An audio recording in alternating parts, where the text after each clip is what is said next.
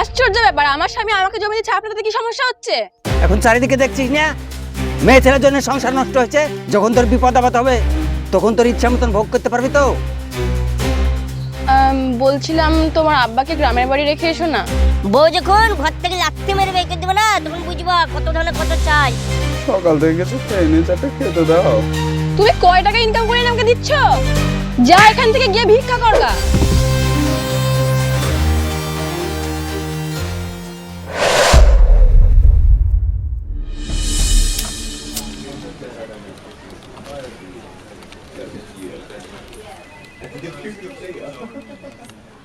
দেখ মাইনুল, তুই আমার ছোট ভাইয়ের মতো, তাই বলছি এই পেপারটা করার আগে একবার দেখে নিলে পারতি না? সব কথাবার্তা হয়ে গেছে যে, তাহলেও অর্ধেকটা তুই রাখতি, অর্ধেকটা ও রাখতো, ভবিষ্যতে ভালো হতো। আর ভবিষ্যৎ ওর মানে আমার, আর ভবিষ্যতে আমার ছেলে মেয়ে তো পাবে, তাই না? দেখ ভাই, ভবিষ্যৎ কে দেখেছে বল? যদি কারোর কিছু হয়, নিজেদের মধ্যে অশান্তি হয়। ঠিক আছে, সব ছাড়েন, চলেন তাড়াতাড়ি। দাঁড়া, সিগারেটটা খেয়ে নি।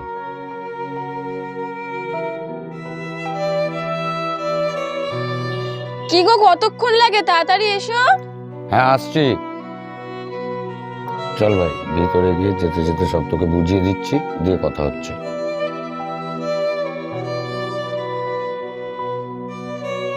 বুঝলি, যেগুলো বললাম সেগুলো সব মাথায় রাখবি, ঠিক আছে? হ্যাঁ, এখানে এসো। এখানে বসো।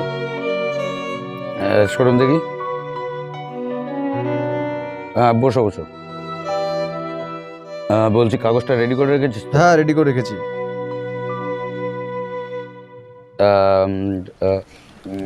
তাহলে মাইনুল, বলছি এই পেপারটাই ফাইনাল তো? এটাই থাকবে তো? এই দলিলই থাকবে মানেটা কি? আরে এটা ওদের কাজ, শেষ মুহূর্তে জিজ্ঞাসা করা। যেমন বিয়ের সময় মৌলবীরা জিজ্ঞাসা করে না, বোঝো না কেন তুমি? আশ্চর্য ব্যাপার, আমার স্বামী আমাকে জমি দিচ্ছে, আপনাদের কি সমস্যা হচ্ছে? আরে বাবা, আমার কোনো সমস্যা হচ্ছে না। শেষে গিয়ে আমি তোমার বাড়িতে তো আর থাকবো না। আর আমি আপনাকে থাকতেও দেব না। আরে ছিছি, তুমি ঝামেলা খানে করছো। এই কোথায় টিপ দিতে হবে আমাকে দেন তো, আমি এই টিপটা দিয়ে দিই। এই, ওকে কালির প্যাডটা দে তো। ঠিক আছে, দাঁড়াও, এই জায়গাটা দাও। ওকে একটা টিপ ছাপ দিতে বলো, এখানটা।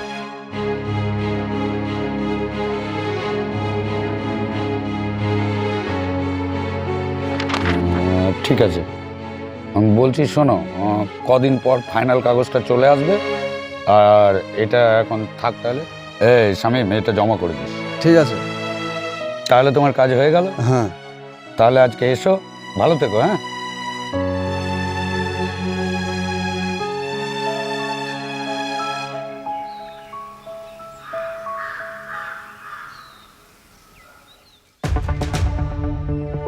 হ্যাঁ, মাইনুল শোন,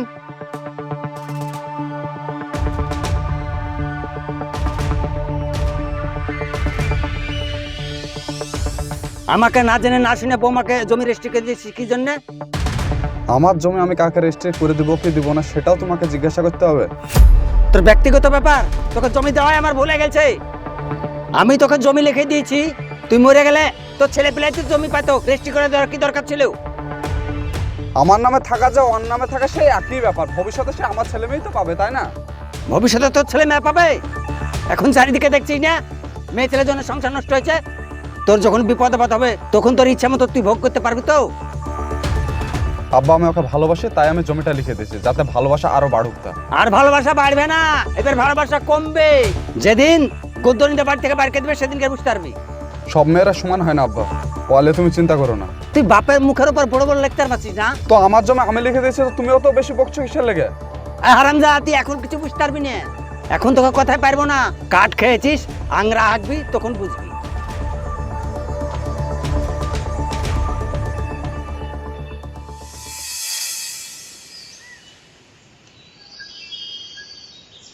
ওই আখের একটা লাল চা দিস তো ভাই। উফ, মাথায় আর কিছু কাজ করছে না রে। বসও দিছি। আজ মাথা ধরেছে, পরে আরো কত কিছু ধরবে। আমাকে কিছু বললে? তোমাকে ছাড়া আবার কাকে বলবো? তুমি যেসব কাণ্ড করে বেড়াইছো, প্রত্যেকটা ঘরে ঘরে তোমাকে নিয়ে আলোচনা হয়েছে। তাছাড়া কি করবে? লোকজনের খেদে কাজ আছে, পরনিন্দা পরচর্চা করে বেড়াচ্ছে, তো করুক, তা আমার কি? ও ভাই, সবারই কাজ আছে। হ্যাঁ, তুমি নিজেকে বিশাল কিছু ভেবো না। কাজ আছে তো তোমার চরকায় তেল দাও, লোকের চরকায় তেল দিয়েছো কেন? বউ যখন ঘর থেকে লাথি মেরে বের করে দেবে না, তখন বুঝতে পারবা কত দানে কত চাই। তাই বলে তোর বাড়িতে খেতে যাবো না রেশনের চাল? তোর বাপ খায় রেশনের চাই। এর জন্য লোকে বলে ছোট লোকদের সাথে মিশতে হয় না, ছোট লোকই থাকে। হ্যাঁ, তুই কত বড় লোক সেটা তো আমরা দেখতেই পাই। বহিনের জমিটা তো ভুগে ভাগে লিখে লিয়েছিস। আরে ভাই, তুমি তো দেখছি আচ্ছা অসভ্য। মানুষের সাথে কিভাবে কথা বলতে হয় জানো না? না, জানি না। শোনো, সম্মান নিতে হলে না সম্মান দিতে জানতে হয়, সেটা তোমাদের মধ্যে নাই। আরে ভাই ঝামেলা করো না গো। আর ঝামেলা কেন করবো না? তোমার দোকানে একটা চা খেতে এসেছি বলে কি সব উল্টাপাল্টা কথা বলছে? আমার বউকে আমি জমি লিখে দিতে পারি, তো এই দ্বারা তো ফাটছে কেন? চার দিতে আমরা থাক।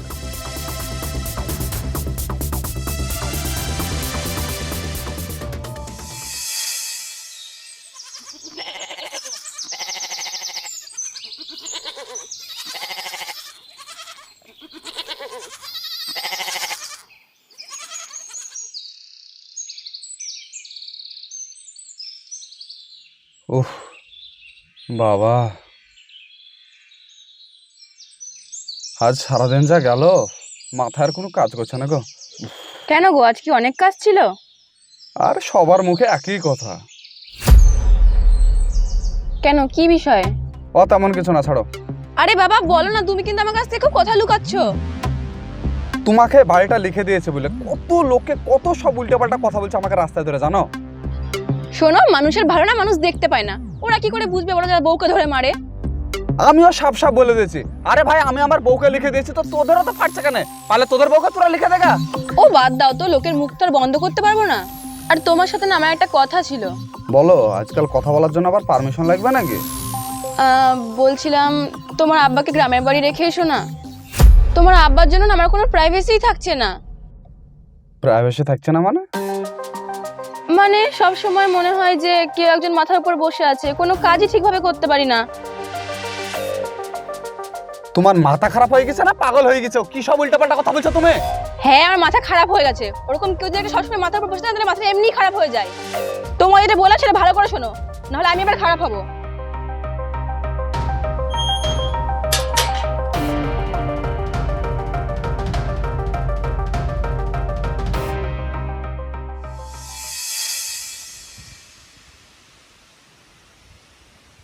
কি গো, কার রূপ দেখছো ওখানে বসে? খাবার দিয়েছি, এসে খেয়ে নাও। আমার খিদে না, আমি খাবো না। খাবো না মানে? তুমি নাটক পেয়েছো নাকি? তুমি খাবে না সেটা আমাকে আগে থেকে বলতে পারোনি? দিনরাত তোমার জন্য রান্না করবো, চাকর পুষেছো? আব্বা খেয়েছে? কি হলো, চুপ কেন? আব্বা খেয়েছে? তোমার আব্বা নেই, গ্রামের বাড়ি চলে গেছে। গ্রামের বাড়িতে চলে গেছে মানে? গ্রামের বাড়ি চলে গেছে মানে বুঝছো না? এখানে থাকবে না, তাই গ্রামের বাড়ি চলে গেছে। গ্রামের বাড়িতে চলে গেছে না তাড়ি দিয়েছো তুমি? তোমার অত প্রশ্নের উত্তর আমি দিতে পারবো না।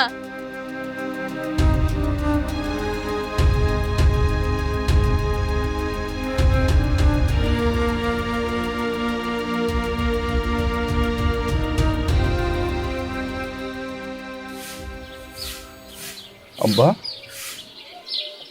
তুমি আমাকে না বলে চলে এসছো? তুই আগে হাত পা ধো, পানি খা, তারপর কথা হবে। আমি কিছু খাবো না, তুমি আগে বলো কেন চলে এসেছো তা। ওখানে আমার থাকতে ভালো লাগে না, সারাদিন ঘরের মধ্যে বন্দি হয়ে। আর আমি এখানে ছোট থেকে মানুষ হয়েছি, মরা পর্যন্ত এখানেই থাকবো। তাই বলে তুমি আমাকে না বলে চলে আসবা? তোর আসতে সন্ধ্যা হবে বলে আমি তোকে না বলে আমি চলে এসেছি। আমি সব বুঝতে পারছি, তুমি চলো আমার সঙ্গে। না বাপ, তুই যা, আমি এখানেই থাকবো, মাঝে মাঝে তুই এসে দেখে যাস। তুমি চলো, তোমাকে ছাড়া আমি যাবো না। তুই বাড়ি যা, বাড়িতে বোমা একা আছে। তুমি আগে চলো, তারপর আমি যাব। আমি তোর বাপ, বাপ ছেলেকে কেউ কি আলাদা করে দিতে পারে? ভালোবাসা মন থেকে হয়, একসঙ্গে থাকতে হবে তার কোনো মানে নাই। তুই বাড়ি যা। তুমি চলো, তুমি যদি না তো তাহলে ওই বাড়িতে আমার মন টেকবে। তুই যদি আমাকে ভালোবাসিস, সম্মান করিস, তাহলে আমার কথা শুন, তুই যা।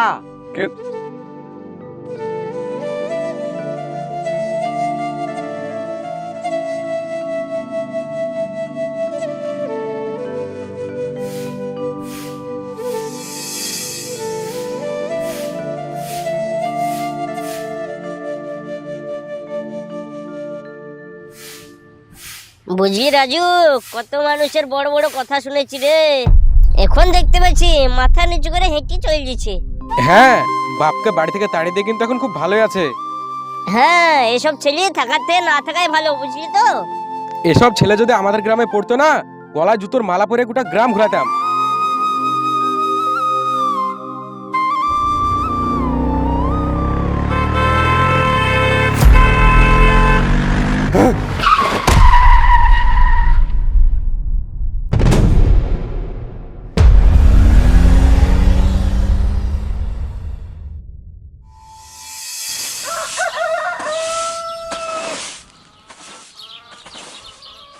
কই গো তৃষা, খুব খিদে পেয়েছে গো, সকাল থেকে কিছু খায়নি, যেটা খেতে দাও। খেতে দাও মানে? তুমি কয় টাকা ইনকাম করে আমাকে দিচ্ছ? অল্প বয়সে চোখ দুটো খেয়েছে, এখন এসে আমার মাথাটা খাচ্ছে। তো খিদে পেলে তোমার কাছে চাইবো না তো কার কাছে চাইবো বলো? মা বাবার কাছ থেকে কিনে নিয়ে আর কতদিন ধরে তোমাকে আমি খাওয়াবো? 6 মাস হয়ে গেল, কোনো ইনকাম নেই তোমার। আমি আর পারছি না এইভাবে। আমার যদি শরীরটা ঠিক থাকতো তাহলে কি তোমাকে আর আমি বলতাম বলো তো? আমি কি তোমাকে খেটে খাওয়াইনি? আজ দেখতে পাচ্ছি না বলে খাটতে পারছি না, তাই তোমাকে আমি বলছি এখন আমি কি করবো বলো তো? কি করবা? বাটি বাটি নিয়ে ভিক্ষা তো করতে পারবা, ওইটাই গিয়ে করো গা। দিয়ে গিয়ে এনে আমাকে দাও, আমি তোমাকে খাওয়াচ্ছি। ওইটাই বাকি আছে গো। আমার বাপ ঠিক কথাই বলেছিল, এর ফল তুই নিজের চোখে দেখতে পাবি। আজ সেটা দেখতে তো পাচ্ছি না, অনুভব তো করতে পারছি। শোন, বেশি লেকচার মারিস না, হ্যাঁ? চোখের সামনে থেকে যা, গিয়ে ভিক্ষা কর গা। আমার জীবনটা শেষ করে দিল।